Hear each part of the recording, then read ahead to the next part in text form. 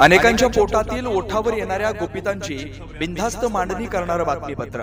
नगर जिल्ह्यातील सर्व शेत रस्ते, पाणंद रस्ते लवकरात लवकर खुले व्हावे यासाठी आज जिल्हाधिकारी कार्यालयावर जिल्ह्यातील सर्व शेतकरी संघटनांनी पेरू वाटप आंदोलन केलंय।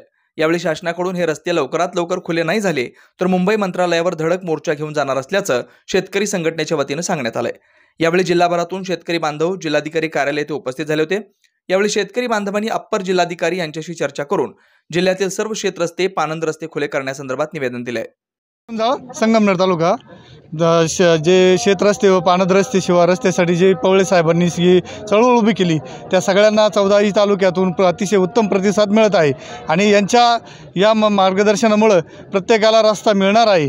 आणि फक्त एकच अडचण होती की शासन हा पैसे भरायला लावतंय, ते पैसे न भरता शासनाचा रस्ता काढून द्यावा, शेतकऱ्यांना रस्ता अतिशय गरजेचा आहे।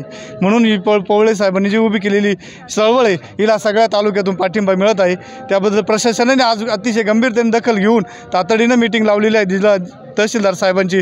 याबद्दल प्रशासनाचा सुद्धा आभार मानित आहे, मीडियाचा सुद्धा आभार मानित आहे। बेधडक निर्भीड बिनधास्त मांडणी करणारा खबऱ्या लाईव्ह।